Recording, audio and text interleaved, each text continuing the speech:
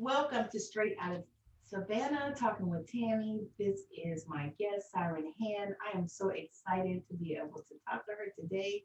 She's going to bring the heat. So, Siren, introduce yourself. Hey, thank you so much, Tammy, for having me. I'm really excited to be here. For everybody who doesn't know me, hi, my name's Siren. I am a spoken word poet based out of Indianapolis for now. And I say for now because I just got out of 9 years of the military, and Indianapolis was a beautiful town for me to come to, get to know the arts community, get to know the activism community. And that's actually what I do now is I write. I am a disability and veterans rights advocate. And then I also, of course, just finished a really recent book with sorry. I finished a really recent book with illustrator Steve Samsara, and it's about bibliomancy and oracle cards. It's called The Woven Wisdom, Bibliomancy and Card Guide. So that is set to ship on February 8th. Awesome. I think that's about like as concise and in a nutshell as I can get, because it's like, oh my gosh, how do you condense it down to that little voice box and that little bit? So I hope that helps a little bit. I wanted to I have to bring this forward. So, okay. You did 9 years in the military. Yes. Okay. So, somehow. So as you decided to transition, why did you pick that path? So a lot of people join the military straight out of high school. I actually wasn't one of those people. I grew up as a military brat. I wanted to do music. I wanted to do music and religious studies, comparative religious studies. But you as a musician, and especially like I was working 3 jobs, ends weren't meeting. And I really wanted to be of service, and I really just wasn't quite sure how. So as a military brat, at that point, I kind of thought, hey, this gave a stable living. This allowed my parents to travel or to go to school or to see the world. It allowed really cool opportunities and really interesting opportunities. I never would have predicted that I would have been a drill sergeant, for instance. No, whose cruel joke was that? But I say that jokingly. I loved it, and I loved my job with the Army. And I always have a little bit of a tongue in cheek when I talk about it, because just like so many things, there are good times and there are bad times. And so much of what we make of good times and bad times are the people that we make them with, right? Yes, absolutely. And so I sustained a hip injury. It was kind of it was bone growth on the ball and the socket joint. I went in for this. It was a lot more than that, but that's more or less what it came down to, that pinched nerves and caused arthritis and damage and a loose capsule and a torn labrum. But so I tried for the surgery. The surgery was great for the first 3 or 4 months. I was kind of back to my fit fighting shape and running, and I missed running. That was my big thing. But then my hips started slowing up again. So that was kind of my indicator that, like, hey, you've had a good run in the military. Do really, like, what can you do with yourself now? And that was a really scary transition, because it's like, a lot of people think about retirement from the military, but they don't ever see themselves actually getting out, right? It's like, okay, I'll save up for it and it'll happen eventually, and I'll burn that bridge when I come to it, right? And that's really like, all of a sudden, within the space of a year, I went from being fully committed to my 20 years in, to just not being willing to or able to complete what was needed. In order to be an effective soldier and an effective leader. I wasn't being as effective as I could have been. So that was a little bit of heartbreak, but what actually saved it was I've been a poet and a writer for so long. And even I got out in 2019. And even a year before that, I was like, man, if I weren't here, what would I do? Oh, goodness. I would travel. I would go to poetry events. I would start a podcast and work with Observe the Word full time. I would publish a book. I would do so many things, and so I started working towards that while I was in, because I figured, I mean, let's say you stay in the 20 years, that doesn't mean you can't have stuff on the side. Right. But I wanted to do it full time, which meant that this transition from the Army gave me all of that ability. And especially as a writer, one of the best and worst things you could have had happen to you is probably a pandemic where you're forced to sit and lock in your house and, well, shit, now the typewriter's there and I have to use it, like no way to distract myself. So that's kind of that meandering path from before the military to where we're at now. But now as a writer, I get to do all of the things that I've wanted to do since I was 8 years old. I get to be in community. I get to write poetry. I get to work with and inspire, but also be worked with and be inspired by my community and the poets and the artists that come from it. And then also to kind of connect that into interfaith space and connect that into spirituality and connect it into this beautiful partnership and project that I have with Steve Samsara for the Woven Wisdom Oracle. I'm so happy that none of my plans that I made for myself worked out. So happy. It's funny that you say that, because there are a lot of us that say exactly that. Because a little known fact about me is I was wanting to go to the Naval Academy. Really? I actually had, I had my, what do you call them? Councilman? Yeah, your recruiter, career advisor, counselor? No, the ones, the senators. Oh, goodness, I'm so sorry. I had that, everything, my grades, my SATs, everything. They invited me, and I was wanting to go, but my mother said no. I was 17 years old. Ah, okay. And I was going to be 17 until I started school, till after I started school, because my birthday's in November. Same. Don't you love it? I love it. It always happens. It's that cutoff. So that was not, and I still, for years, I held that. I had to forgive my mom. To be honest, I'll make you laugh. So I wrote this book. Right. Right. And it was and something to my mom, because I think I held that for years and years, because I felt like she ruined my life. Because I felt like if I could have just done that at 17 years old and retired in 20 years, you know what I mean? I'm like, can you imagine? Yep. I'm like, oh my God, I could have retired like lieutenant colonel or some shit, where you right. So I held that, for years, and I had to just really unpack that thing.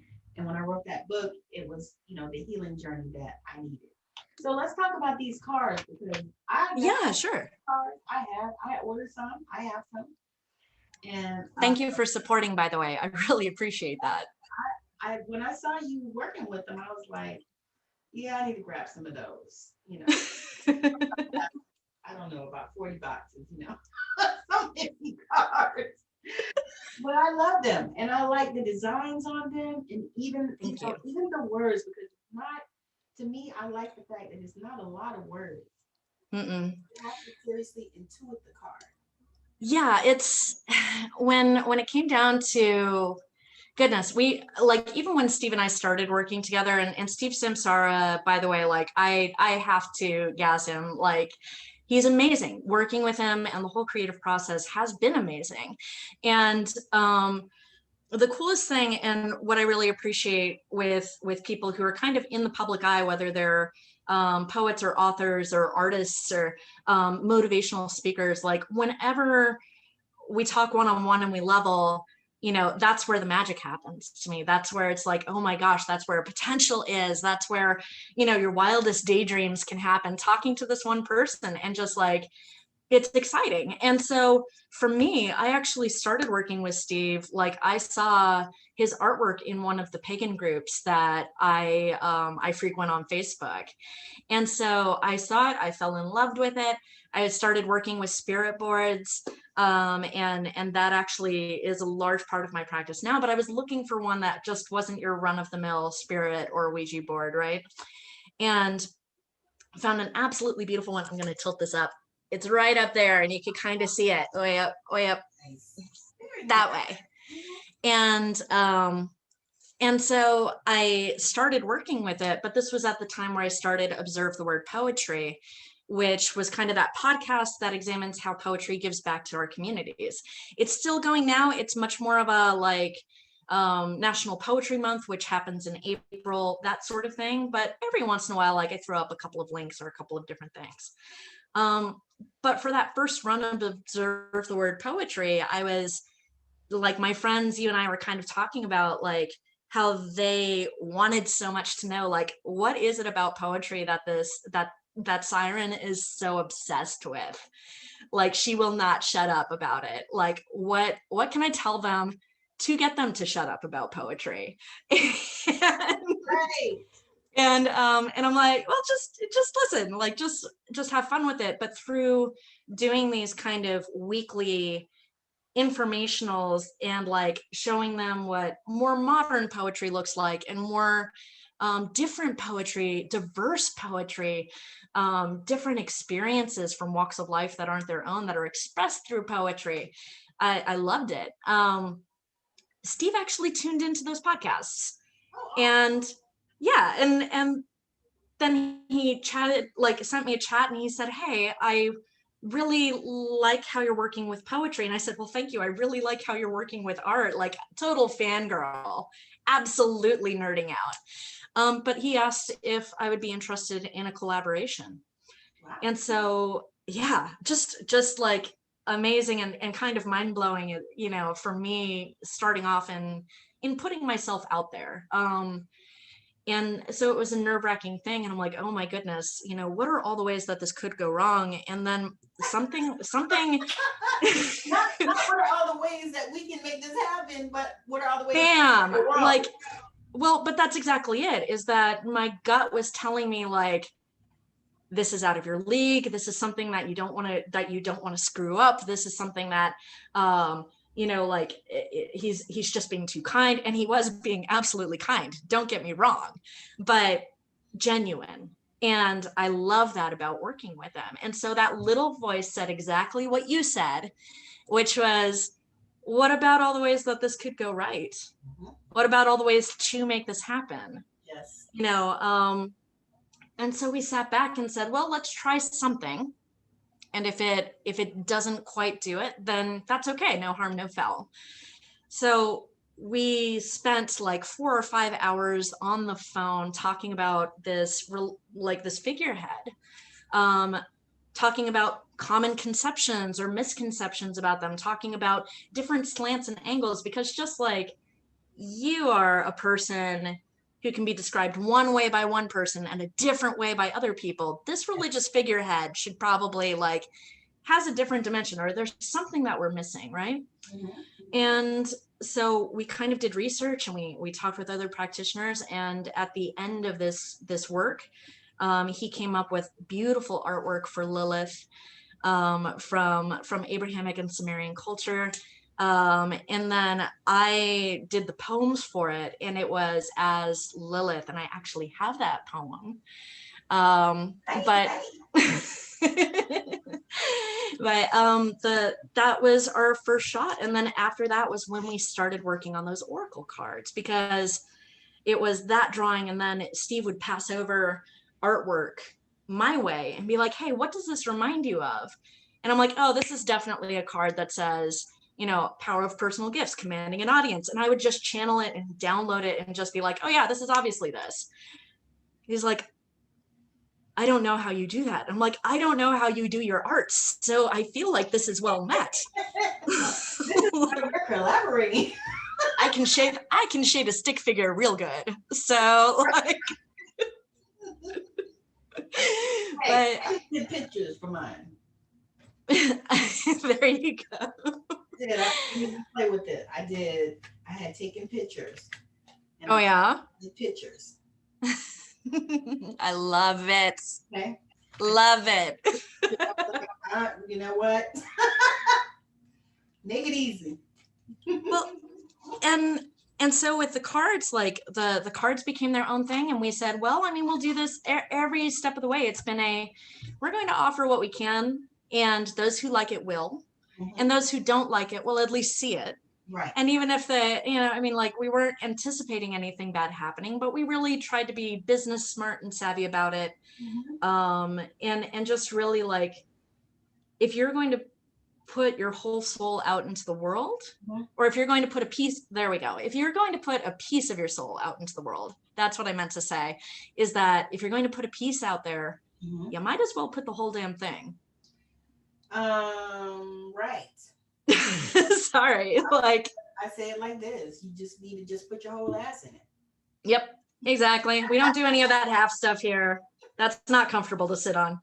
So I wanted to just point this out because I thought it was amazing. So Steve is in the UK. Yes. See, that's already, So let me go a step further. Not only is Steve in the UK, we've never met face to face. Oh, that's awesome. And so this is something that really is driven on the magic of truthfulness, like of two people coming in earnest from whatever far reaches of the world there are, and no, he's based in the UK and I'm based here in the States. And I was hoping actually to go over and travel and see once I got out of the Army, because I didn't have to worry about signing any of that paperwork. I didn't have to worry about making it back by a certain time. I really wanted to savor my time traveling outside of the military as well, and just exploring the world and just being in the world unapologetically. And so the plans were made, stage was set, Rona happened. And of course, I'm definitely not the only one for this, but it just because Rona happened, it meant that we were able to produce the deck. It meant that we were able to really, like, I was able to spend a whole summer writing up meanings for cards. Initially, we made them without a booklet because we really wanted people to tap into their intuition. Right, and I like that.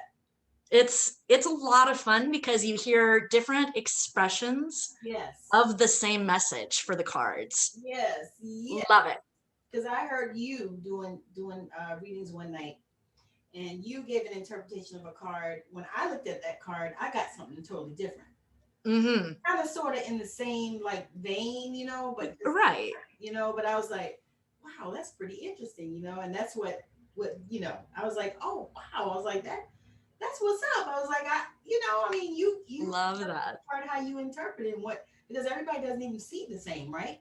And that's really, I mean, that probably was the scariest thing for me. Like, that, like, you and I have had this conversation that being on camera, being on Zoom, speaking into the void of Facebook Live, like, those are completely, like, safe spaces, right? I mean, you might get a nasty comment, or you might get a Zoom bomb. Hope not, by the way, not jinxing this. Like, really trying not to, I promise. But you might get negative feedback. But when it comes down to it, ultimately, there's a different level of intimacy when you are in a physical space with other people. Yes. And so, as you're learning and working with it and going through, I love when I do lives and I'm like, all right, everybody bring your deck to this live. We're going to chat. And our cards are going to roast us. They are going to roast the ever-living hell out of us because, like, on my lives, it always happens. And it's not that the cards are mean, but I tell them every single time, I'm like, by the way, cards don't attack you. Like, they don't attack you. They will say things that cut to the core, and it's where you are triggered is where you need to do your work. That's really important. So if you feel attacked by the cards, it's because it's applicable information. So take it in stride. And then I would pull a card and it would straight roast me, like ruthlessly. It'd be like, by the way, what have you been procrastinating on lately? What are you regretting right now? It's like, I need you to not do this in public. Right? Cards like Biba. Biba do cards. I'm sorry? I said, you ever seen Biba do cards? Ever seen who? Biba. I haven't, no. Oh, girl. She did pockets one day and she was pointing to the cards. She said, no, we're not going to do this today. We're not, no. What? No. What is not going to happen right now is this. Right. That's what she said. All I could do was laugh. It was so funny because she was like, no. See, I already talked to y'all. I already told y'all about this thing. You ain't going to do it that way. This is not how we're going to do it. But and that's what I've really loved about having the group. So we came up with the Oracle deck, and then we're like, well, people might want to talk about it and kind of compare those answers and like those intuitive messages. Like, Tammi, your messages were a little bit different from mine, but again, it was just expressed differently. It was the same general ideas, right? Well, and so we started this, and it's called The Woven Wanderers. It's on Facebook. And recently with the release of Bibliomancy, we actually opened up, instead of it just being a card reading community, now it's a divination community in general. So it works with, I prefer open practices because I really believe that for me in my position, it's not my place to tell people how to do something that's a closed practice that I would force myself. It just feels gross, right? To me, I want to make sure that I am invited into a space with people and I only share the information that I'm supposed to be sharing. Like, it's not up to me to do any of this stuff, like, unless that it's just so very important when we're talking about care in our spiritual communities. But no, we opened up this group and people started shooting with different meanings for these cards. And people were doing them for daily polls, and people like, Tammi, it was blowing my mind that something that Steve and I kind of collaborated on, and it's like, oh, we'll sell a couple and it'll be fine. Overwhelming response of people who wanted to talk about them or wanted to kind of like piece them together and figure them out.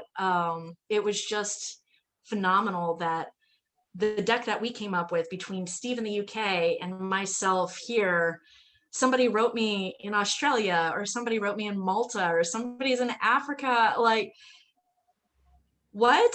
And so to have a whole community of people, and I'm like, okay, just new members, hi everybody, like, I'm really excited to meet people. Where are you from? Oh my goodness, I am terrified, but in the best possible way, because this is a whole community of people who are passionate about the things you and I are passionate about, and just want to be in good community and in good faith with each other, and love that. I love that so much. What is that word? This guy, just integrity.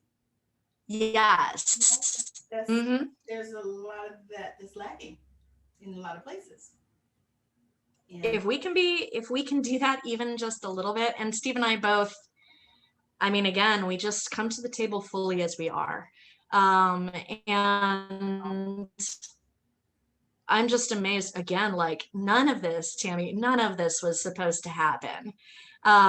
If you were talking to me of 10 years ago, if you were talking to me of 5 years ago, if you were talking to me, the me of like 2 years ago, still wouldn't have seen it gone this way. Wow. Nope, no chance. It's been an awesome, magical road is what it sounds like. It really has. And then when it comes down, like, you just released another book, and you and I, like, when it comes as a writer and a spiritualist, like, who works within different communities, and helps people express themselves or work through things and process them as much as we can, or even just hold space and provide a listening ear. Yes. That earnestness, that that honesty, that integrity in that work, like that's what I'm most grateful for, I think, is like being able to live authentically and unapologetically. I was really worried about the stigma of releasing a deck or of publishing a witchy book or, whatever the case may be. So but then what kind of background did you come from as far as books? Oh goodness. I was raised in a really strict Lutheran household, a really strict Lutheran Christian household. And I actually talk about it a little bit in the foreword of the book, where lunches, instead of going home or instead of like going to the cafeteria or cafe, I would be that kid in the library. I was absolutely a nerd, or just like would take my lunch up there so I could kind of escape from things. So I was kind of living this double life. It was the standards of in the house that was really strictly religious. But then when I was able to explore, I could figure out, like, I could go and I could read on any religion, or I could do web searches, or, and I mean, aside from school rules on the computer, like, those are the only things you have to follow. But aside from that, you can look up and learn about anything you want. Yes. And so when there was a custody switch between my parents, and when I went over to live with my dad and my stepmom, they asked me if I wanted to go to church.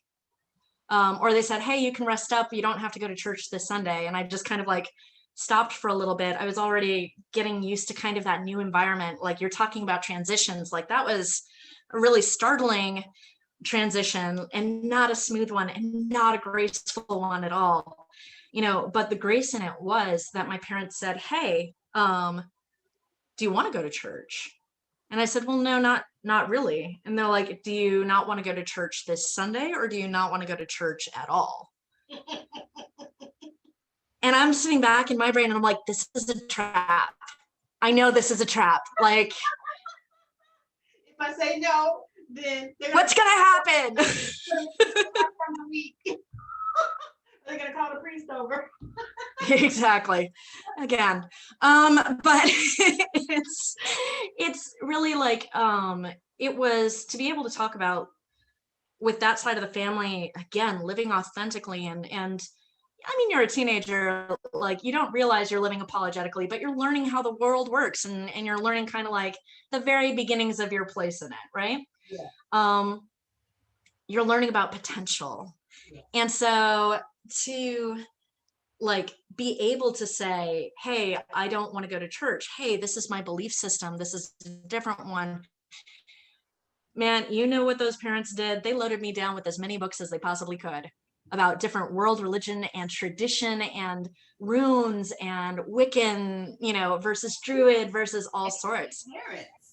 Really great. And this is the thing, is that I say that I grew up from that really strict Lutheran household, and I did. I went through all the steps and confirmation and all the stuff, right? And part of that is because we're called in a lot of ways to reflect the cultures that surround us. Mm-hmm. And I know now, as a 30 something, I always forget my age. I'm one of those people. But like, I just know I'm in my 30s somewhere. So look, somewhere. Guys, wait till you get 40. Then no, I hear 40 is awesome. So, and 30 is pretty good too. So I'm really excited for 40. I can say. But it was just, it's not that Lutheranism as a faith was bad. Right. It's not that the church was bad. It's not that my parents on that side, their faith was bad at all. And this is actually how I see it now. And it took a lot to get to that point. Was my mother and I are both women of very strong faith. They just happen to be two very different faiths. Yeah. And I mean, that's the seriousness of it though, right? Like, I never wish to disrespect the things that propel people, the things that inspire people, the things that, I mean, with the exception of racism, bigotry, ableism, sexism, any of those things, I'll reject those those things all day, as I feel you should. But I'm not going to sit there because somebody has a different path than mine. Right. And say, this is a wrong path, or this is a dangerous path, or this is an ineffective path. It might be for me, but that's not my place to pass that judgment to somebody else, is how I feel. That's super important, because I mean, it's so much judgment in the world, and we as spiritual people and whatever you call yourself, guides, whatever, we don't need to be doing that. And it's a struggle. I actually took a course, and that was one of the first things that we worked on was judgment. Ooh. And it was powerful. It really was. And it was wild too, because it was only like, man, it was a cheap course. I think I paid like $30 for it. Okay. And that was like the first thing that, we worked on, which they came hard charging out the gate with that one, didn't they? I was like, it was powerful, but I was like, yeah, okay. But the thing is, people don't realize that is so much of the problems that we have in this world. People want to judge other people. Sweep your door. Well, I mean, I just sit back and I'm like, it's not my place. Like, I could either waste my breath, waste my time, waste my energy, waste my emotion, trying to convince somebody of something that might not apply to me. Not your business is what I say. Shoot. Yep. No. And talking with people too, like, it's hey, that's not my business to spread. I want to be a safe space, and I want to build community. I'm not here for gossip or drama or anything like that. Like, there's too much important work to do to be sidetracked by those layers, right? Because it's not ever about being sad, or it's not ever about being angry, or it's not ever about being betrayed. It's about judging yourself for having those emotions, and then judging them for treating you, instead of just taking things as they are and as you experience them. Yeah. We overcomplicate things. So that's how I feel about that. We could talk about that all day, because that right there is. Yeah, sorry. I was saying that's a nugget. That is a nugget, because it's like, if you spend so much time focusing on all this negative outward stuff, how are we going to transform the world? So here's you say, how are we going to transform the world? Like, that's your mantra. Is that your go-to motivational phrase? Is that your? So my podcast says, I have an intro on, you'll hear it on the SoundCloud thing. I couldn't figure out how to put it on here, so I didn't bother with it. But it's I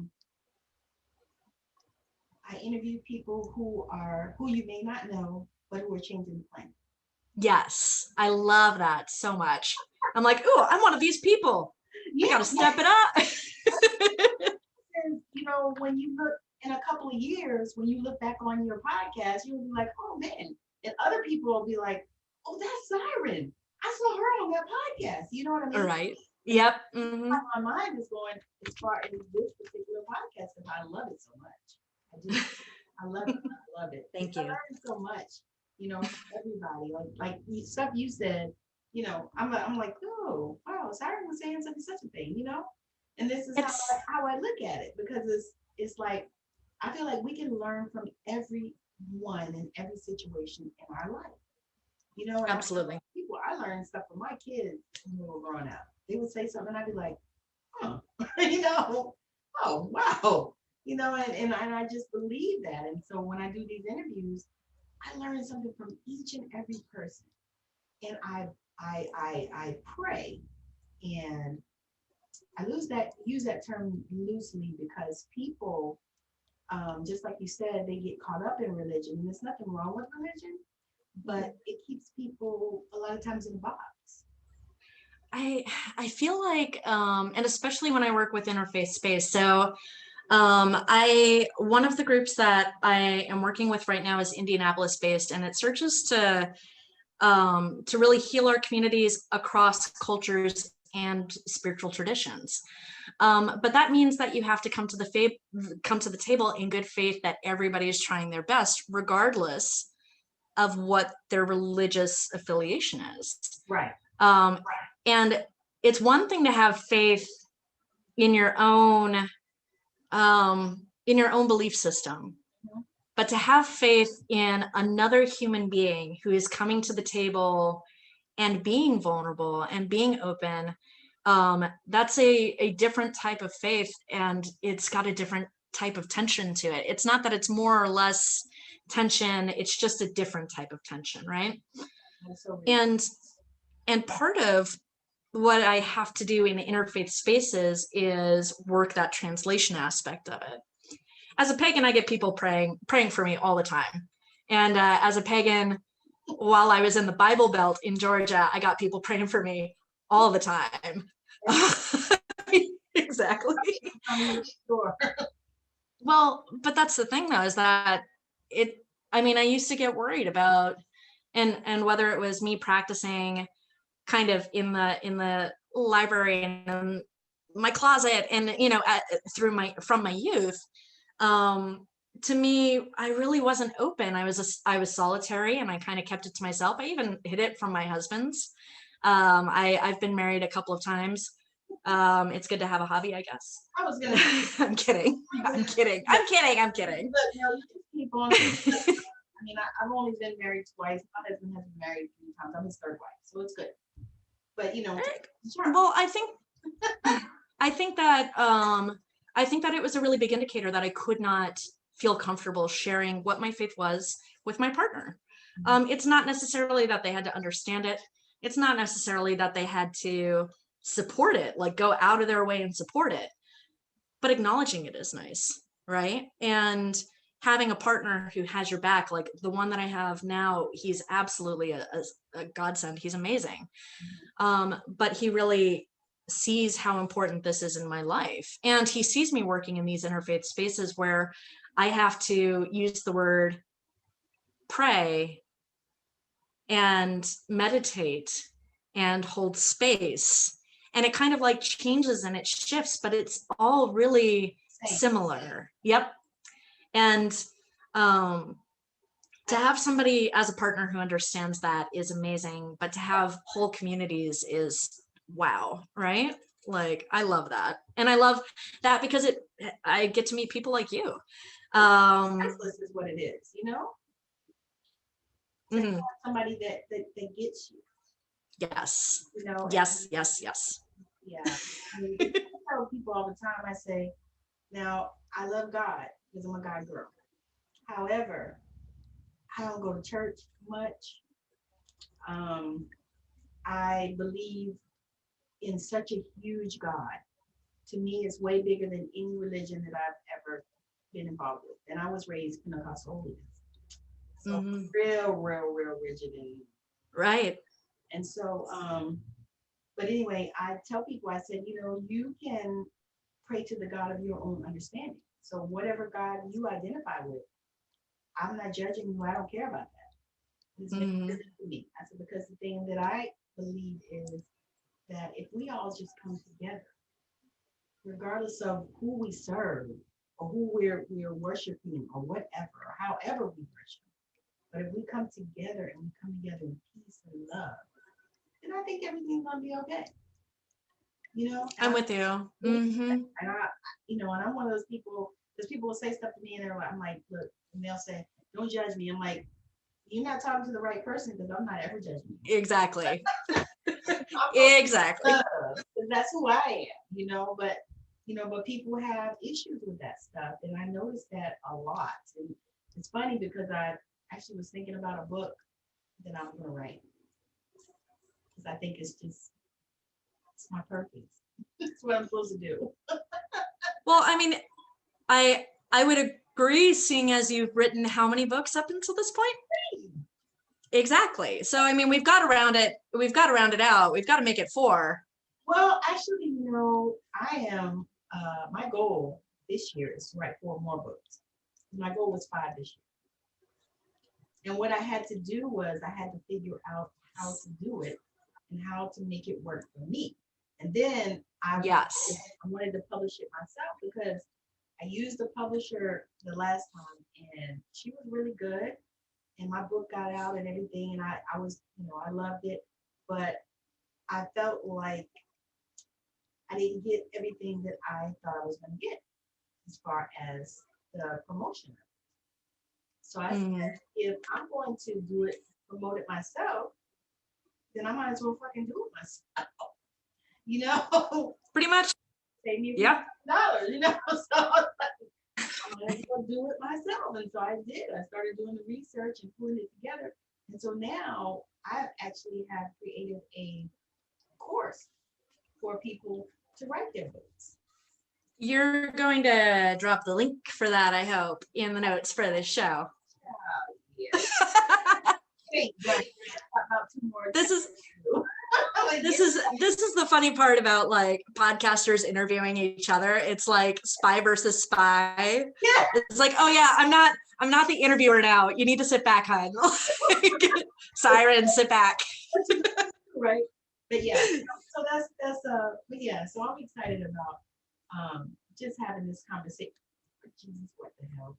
Having this conversation, being able to just, be free and talk to you, because I love the way you do your stuff. I just have to tell you that. Thank you. I have had a girl. Thank you. Just so I'm sorry? I said I've had a girl crush on you. Ah, yes. Just so you know. No, it's a mutual. No. Like, I'm yesing because it's a mutual girl crush, and I'm like so excited about it. So like, oh my gosh, I'm on Tammy's show. The other night I was like, I gotta have this girl on my podcast. I was like, she is amazing. Your Thank energy you. is like so fire, and you just, I don't know. I laugh. I was like, I almost want to introduce you to my daughter. That's how I feel. Then introduce me to your daughter. Like, so here's the thing that's really cool is, oh my gosh, I already said, like, meeting people from all around the world, like, and again, I've traveled, like, being an Army brat, but then also in the Army myself, but then also I just like traveling. You meet some really cool people, and through this group I'm meeting so many people who are similarly interested, as we talked about earlier. But I mean, the other work that goes on the side to build our communities, like, it's not just the interfaith, like I do, as I was talking about, like the veterans writing community, that kind of works to like process and articulate the military experience through creative writing lessons for vets and active duty and reserve, that sort of thing. So yeah, we do that. And then our next workshop, we're actually talking about dealing with it, care and coping. That's on Thursday night. And it's at 5 p.m. Oh, sorry. So Thursday night, 5 p.m. Mountain, 7 p.m. Eastern. This time zone thing, I'm telling you, it messes me up. We talked about this beforehand, but we're leading this. It's a 3-week workshop. It's on Thursday evenings. It's at the same time, and you don't have to be a veteran to come. So, I mean, you're welcome to come, or any of our writer people are welcome to come. But it will be pretty military oriented. But it's talking about coping, like what are productive ways of coping, what are not productive ways of coping, and how does that change from person to person? Like, there's no one size fits all thing.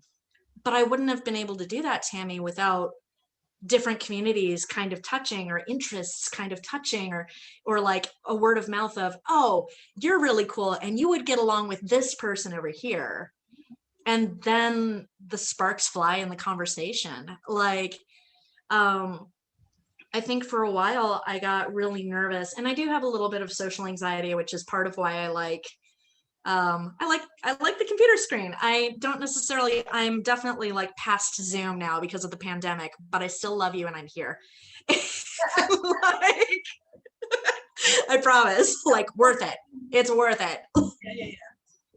Yeah. But no, like, when I was working with that social anxiety, or when I was being really closed as far as what my passions were, or my spirituality, or my poetry, like the things that are closest to my soul, like when I was composing music, I kept that.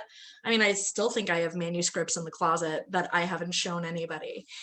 But when you let it out, I mean, sure, again, there are any number of things that can go wrong. And you can think about those things for days, if not weeks, if not months. And there are people who have lived decades of their life thinking that. But again, where is that voice saying, how can I make this happen? How can I work with it? And part of that is in meeting people and bearing your soul, even little windows of it, even little windows into it. Love it. And I love that. Like, that's what I've loved about your podcast as well, has been like,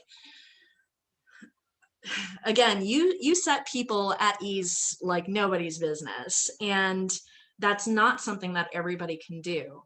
To get people to the point where, I mean, yeah, sure, they were already being pretty honest about who they were or about their passions, but you actually pull out that fullness of it. You pull out the breadth and width and depth of life.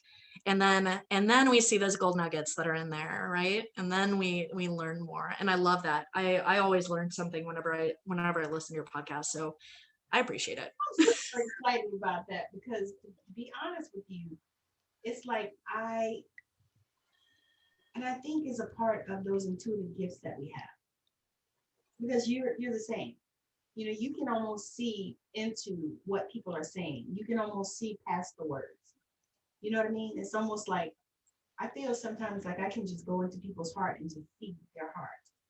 You know, and I've chosen people to interview because I've had a lot of people that want to come on the show, and I'll interview pretty much anybody. But I've chosen people outside of my design. You know what I mean? I've only almost intuitively chosen people. So I look at them and I see what they have going on. And sometimes some of them are like, well, you want me to come on? Because I only do this and I'm only doing that. I'm like, yeah, but it's not even about that. You're changing the planet. But changing, oh gosh, Tammi, like that was kind of the thing though, is that when you and I started talking about, you know, like when we started talking and kind of leveling, changing the world is a scary thing. Yes, it is. Gosh, and it's vulnerable and it's necessary and it's fucking terrifying because it means that there are going to be hard questions that you've already asked yourself, but because somebody else is posing them to you, it's going to sound different. It's going to sound accusatory. It's going to sound judgmental. It's going to sound this, that, and the other thing. And the question is, does that change what you believe? Right. Does that change where your heart is? Does that change where your passion is? If you are easily swayed from your passions because somebody talks you down, where is your commitment to that passion? How do you feed that passion? How do you hold space for other people to share in that passion? A lot of times we're swayed to hide our passions just because we don't build that community. We don't build that trust. We don't talk to each other because we're worried about that judgment and that vulnerability, right? And I mean, I'll be honest with you, like one of the reasons that my ex divorced me was because he said, you're doing the poetry thing and you're doing the witchy thing, and I just don't know if I can handle that. And I'm like, but I've been doing this since you met me because I brought myself fully to the table. He just wasn't. So it just wasn't for him. And that has to be okay. It was not, exactly. It was not for me. And it's just one of those things where, yeah, I mean, it sucks, right? Like that's your hope and that's your partner. But when you keep your crew around you, whoever's in your crew, like off the top of your head, do you have 5 people that you've got in your crew? I'm not one of those people. So, huh? I said I'm not one of those people. I have well, it's small circle, right? But you're authentic within that. You know? Say again? I said I lost a lot of people on this journey. No. Well, and so here's kind of something with that though, is that like, what would you have lost out on if you kept those people? Exactly. That's what I say, because if I can't be my authentic self with my people, then I gotta change people. Yep. I mean, yep. I gotta go because I can't hide it. You know, we all have done a version of hiding Mm-hmm. on this journey. It's like, okay, I'm not gonna show that, because that might, make people think this way or this thing, because we all fear that judgment. Yes. So with me, I have had people that I have had to just, and I'm okay with that because again, I'm an introvert as well. And, and so that has happened and I'm okay with it. It's good. But it took a little bit to get to that point, didn't it? It took a little bit to get there because Mm-hmm. first I was like, God, I've had this friend for 20 years, And then once I started even looking back, I realized it wasn't really a friend, Well, I think that friendship shifts. Like as you get older, your perspective shifts, right? Like, I mean, now I'm in my 30s, and if I were to think about how I relate to my parents were growing up at the same time that I was growing up, just in very different ways, right? And we often don't know that until we're kind of in the same shoes and comparatively speaking of, okay, at this point in their life, they were doing X, Y, and Z. At this point in my life, I'm doing A, B, and C. It doesn't make it wrong or right. It's just different. And it helps you realize kind of with an empathetic towards our poor parents, like how did everything work out? Because they were learning the ropes just the same, right? While teaching another human being how to be a human being. It's a challenge, right? Like it's, wow. My son actually called me one day and he was talking about that. He said, Mom, he said, I just want to apologize to you. He said, I just want to apologize to you, because, being a father now, I understand that, a lot of things you did because this is what you had to do or, whatever. And so I thought that was an amazing revelation for him, because Yeah. his son is now, see, my grandson just turned 10.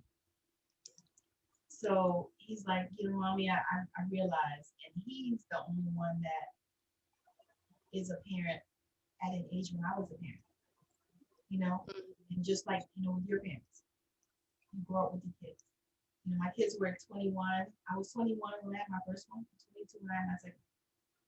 Mm-hmm. So we did have a level of where, I could understand them because I was still young myself, and when we grew up and we grew into things. And so it's amazing now that he can look back and say that. He's like, Mom, I was blaming you for this and that and the third. And I already knew that. And I already didn't give a shit. I was like, but that acknowledgement though, yeah. and that's why our circle is important, even if it is a small one or if it's a larger one, right? Like even if it's this small circle of people, and it's not about building an echo chamber. That's not it at all. You don't need people who tell you what you want to hear, no matter what, like hell or high water, they're telling you what you want to hear.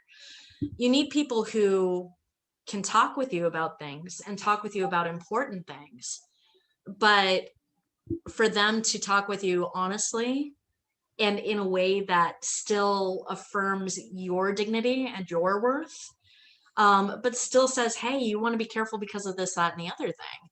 Like, but they don't talk down to you and they don't disrespect you or they don't disrespect your beliefs. They might have questions about your beliefs, but they don't question your beliefs.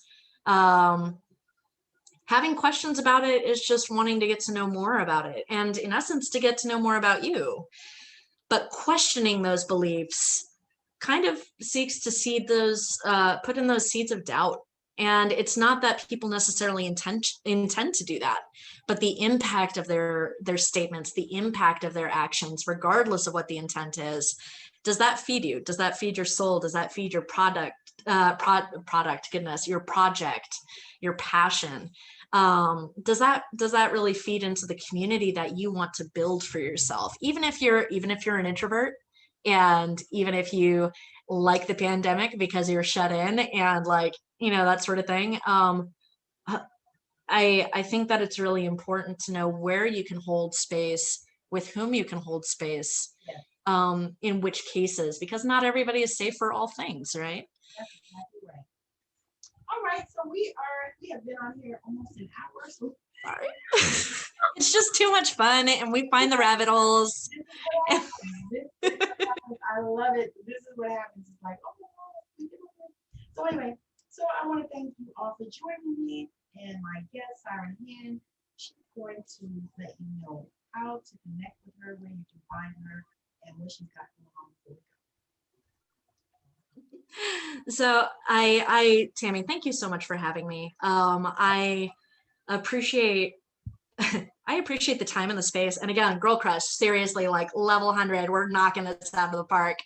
But I like people, if they're interested in finding me on social media, it's Siren Hand on Facebook is the main platform that I use. Although sparingly, I'll haunt Twitter, Instagram with like puppy pictures. But for the Woven Wisdom, Oracle, for the Woven Wisdom Bibliomancy and Card Guide, it's wild. I'm saying this now out loud, and this is the first time, so this is super cool. That can be found at thewovenwisdom.com. And as I said, when you get the deck doesn't have the book or the meaning, like the meanings with it. It asks you to exercise intuitively.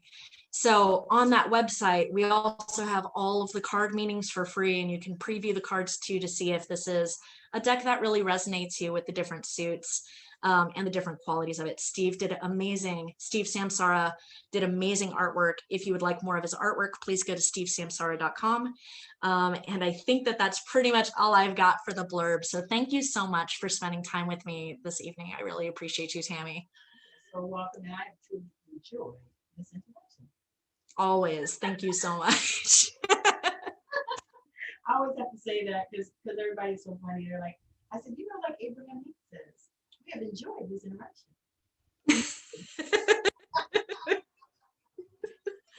Oh, bye now.